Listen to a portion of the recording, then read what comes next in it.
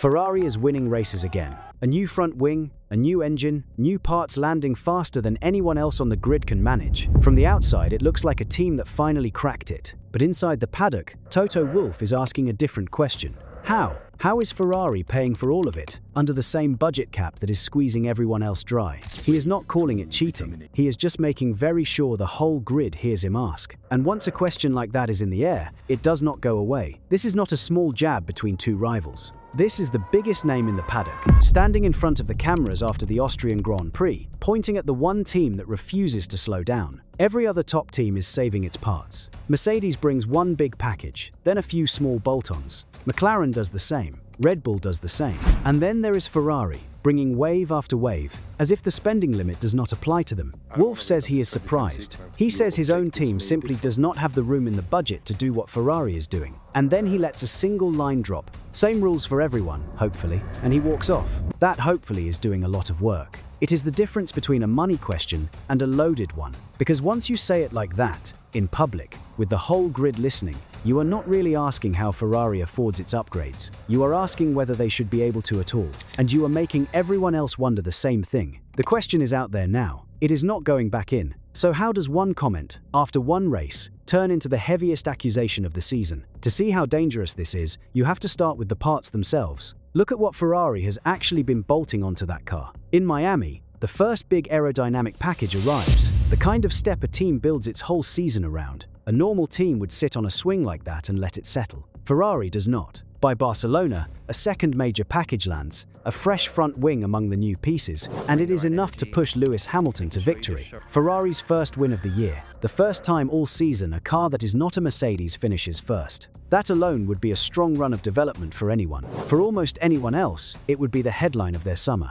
The two packages together are thought to be worth somewhere around 7 or 8 tenths of a second over the car Ferrari started the year with. In this sport, that is not an improvement. That is a different car. But Ferrari is not finished. They roll into Austria with an engine upgrade as well. A new internal step paired with a fresh fuel blend, the kind of power gain that takes half a year of work to even reach the track. Engine upgrades are the hardest kind to bring, tightly controlled and saved for the moments that matter most. Ferrari brings one here, mid-season, rather than waiting.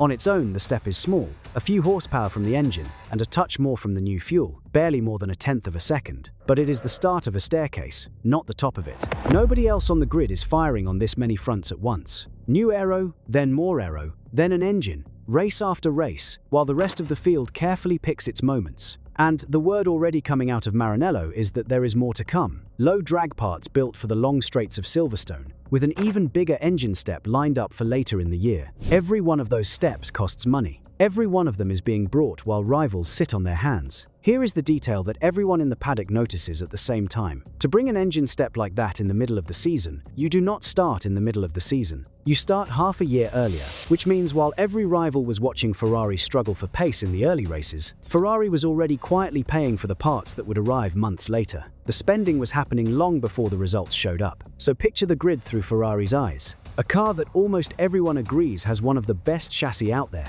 held back by an engine that is down on power, by a gap some put around 30 horsepower at the start of the year. And instead of accepting that and waiting for next season, Ferrari throws everything it has at closing the gap right now, in season, on a budget that is supposed to make exactly that kind of all-out push impossible. That is the part that makes people uneasy. Not that Ferrari is fast, that Ferrari is spending like a team with no ceiling, in a sport built entirely around the ceiling, and the moment you say the word ceiling out loud, the whole grid remembers the one time a team was caught going over it. Because this has happened before. There is exactly one team in the history of the cap that was ever found to have spent over the limit. Red Bull. Back in 2021, the season they took their first driver's title in years, the books did not add up. The overspend was small, well under 2%, what the rules call a minor breach. There was never any sign they had done it on purpose, but it was still a breach. And the punishment landed anyway, a $7 million fine and a cut to their wind tunnel time, 10% less of the development that wins championships, dragged out across the following year. That case is why a single word from Wolff carries so much weight. Everyone in the paddock lived through it. Everyone saw that the cap is not a polite suggestion, that the FIA will actually move, and that a team can be punished for the books even when nobody thinks they cheated on purpose. That was the Christian Horner era at Red Bull, a different chapter for a team now run by Laurent Mekies. But the lesson stuck to the whole grid. The cap can be broken, and when it is, there is a price. and it changed how everyone behaves. After that, no team principal can hear the word overspend without remembering what it cost the team that got caught. A fine you can absorb, the lost wind tunnel time you cannot. In a sport where every hour of development is rationed, losing a tenth of your testing for a year is the kind of punishment that follows you across a whole season. That is the shadow Wolff is standing in when he raises the question. He knows that the very idea of a cap problem, true or not, is enough to make a rival's life harder, because everyone remembers that the price is real. So when Wolff frames Ferrari's spending as a question, he is not pulling that fear out of nowhere. He is reaching for the one memory that makes everyone flinch. He never names the precedent. He does not have to. The number $215 million and the word cap in the same breath as a rival's name does all the work on its own. But before Wolff said a single word about Ferrari, the grid was already whispering, and the whispers did not start in the Mercedes garage. Listen to the other drivers and you can hear it building for weeks. Fernando Alonso jokes that the top teams must have a money machine hidden somewhere under the factory floor, churning out parts that should not be affordable. It is a joke with a blade in it. Alonso has been in this sport long enough to know exactly what a parts program costs, and he is pointing at the front of the grid and pretending to be baffled, which is its own kind of accusation. Carlos Sainz says plainly that everyone up and down the grid is scratching their heads at how the leading teams have pulled off what they have this year. Sainz drove for Ferrari. He knows that building from the inside, and even he is saying the numbers do not clearly add up. Nobody names a guilty team. Nobody has to. The whole paddock can see the same thing. Parts keep appearing that, on paper, the budget should not allow. It is the kind of uneasy feeling that sits in the background of a season, quiet and unspoken. Everyone feeling it, nobody willing to be the one to say it into a microphone. Because to say it out loud is to start a fight. To say it out loud is to point at a rival and ask a question you cannot prove the answer to. You would think someone would have said something sooner, with the whole grid feeling the same thing. Nobody did. And then Toto Wolff says it out loud, and he points at exactly one team. He does not soften it. He says Mercedes is a little surprised that Ferrari can throw these huge updates at the car the way they do. He says, in his opinion, they need to be running out of money soon, cost cap money, because Mercedes simply cannot do that. They lack the room to bring so many parts in the way Ferrari does. The only team not slowing down, he says, is Ferrari. Everyone else, Mercedes, McLaren, Red Bull, you can see them spacing it out. One big upgrade and small parts in between. Ferrari, in his words, seems limitless. Think about what that word is doing. Limitless. In a sport whose entire modern rulebook exists to make sure no team is ever limitless again, he is doing more than praising their development. He is framing it as the one thing the cap was built to stop. And here is where it gets sharper, because of what Wolff says about his own team in the very same breath. Mercedes, he admits, already has a strong upgrade sitting ready in the wind tunnel. They are just not putting it on the car yet. You have to do it at the right time, he says. So while he is questioning how Ferrari can keep spending, he is openly holding parts back, waiting, picking his moment. One team is emptying the magazine, the other is keeping rounds in reserve and asking, out loud, how the first team has so many to fire. That is the move. Wolff is not confused about how Ferrari affords its upgrades. He runs one of the biggest teams in the sport. He knows exactly what a season of parts costs. He is not asking the question because he needs the answer. He is asking it because he wants everyone else to start asking it too. Which brings us to the tool he is actually using, the cap itself. Here is the rule every team in Formula 1 lives under. There is a single spending limit, the same number for everyone, set at $215 million for the season,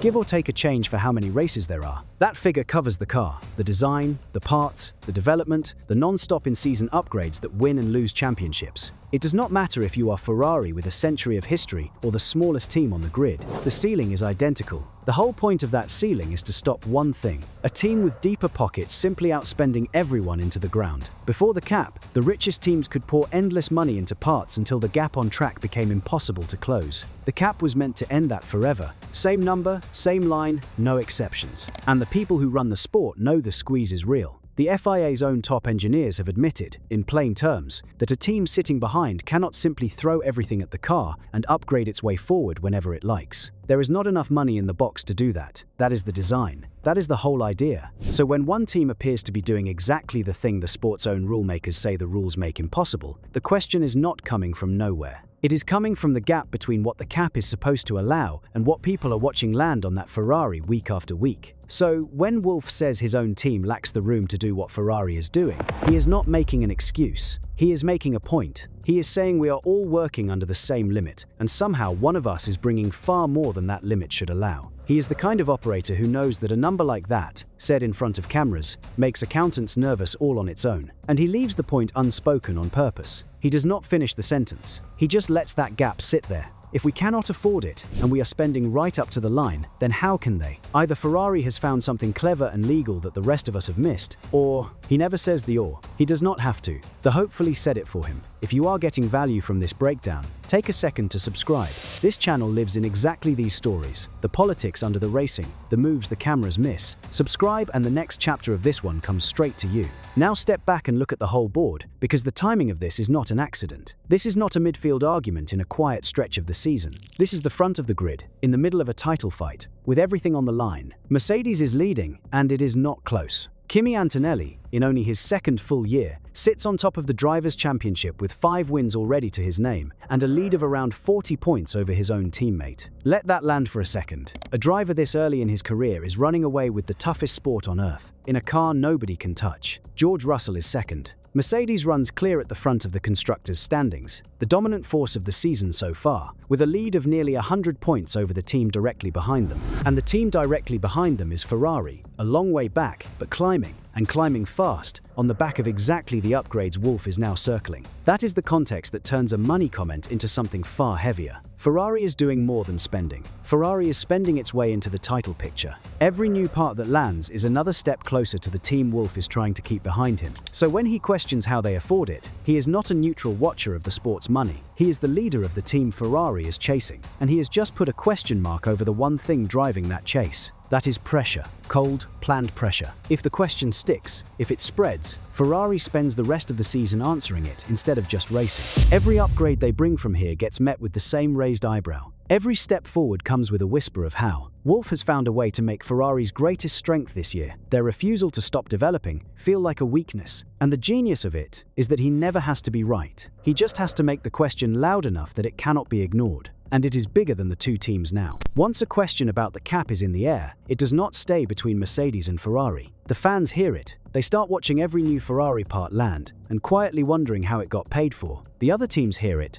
and the ones losing to Ferrari suddenly have a reason to start asking the same thing in their own press conferences. And somewhere above all of it, the people who run the sport hear it too, because the cap is theirs to police, and a public question about whether it is working is a question about them. Wolff has not just aimed at Ferrari. He has handed the whole sport a thread to pull, and threads like that rarely get left alone. So the whole paddock turns to Maranello and waits for the answer. And this is where it gets strange. Ferrari says nothing about the spending. No denial, no defense, not a single figure to wave Wolff away. When the team's leadership speaks after Austria, they talk about pace. Team principal Fred Vasseur describes a weekend where the car was overheating and cooking its tires, where the strategy was fine, but the raw speed simply was not there. He talks about an engine deficit they are still chipping away at, and warns there is no magic wand that fixes everything overnight. He explains, in detail, why Ferrari was slow. He does not explain how Ferrari is paying for the very parts meant to make it fast. Charles Leclerc, asked about it all, pushes back on the idea that the upgrades themselves are the problem,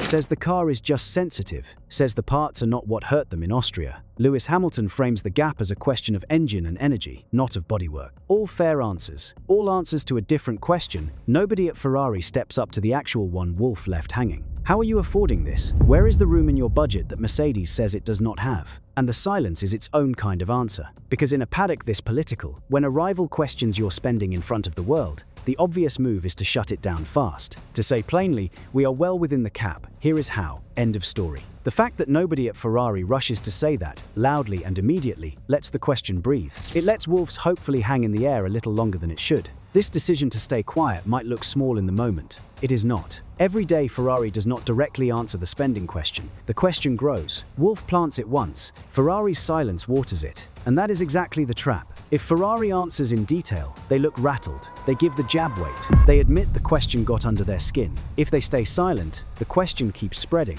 and the suspicion fills the gap they refuse to close. There is no clean way out. Wolff has put them in a position where every response, including no response, costs them something. This is the part that makes the move so hard to beat. Asking the question is free. Wolff spends nothing, risks nothing. By raising it, he does not need a document, a leak, or a shred of proof. He just needs to say it where the cameras are. Answering the question, though, is expensive. It eats Ferrari's focus. It pulls their drivers into press conferences about money instead of lap time. It forces them to prove something did not happen in front of a sport that loves a villain. One side of this fight pays nothing to keep it going. The other side pays every time it tries to make it stop. That unfair gap is the whole reason a comment like this can hang over a team for months. If Ferrari had simply slowed down, brought parts at the same careful rhythm as everyone else, none of this would exist. There would be no question to ask. But they did not slow down. They pushed harder than anyone, and the very thing that has dragged them back into the fight is now the thing being used against them. So this is where the season sits right now. One team is spending, like the limit is not there. The team chasing them has turned that spending into the loudest question in the paddock. And the team being questioned has decided the safest thing to do is say nothing at all. This is not the kind of scandal that arrives with hard proof. It is something quieter and far harder to fight. A doubt, planted in public, by the one man with the most to gain from it, dropped right into the middle of a championship he is currently winning. No document needed,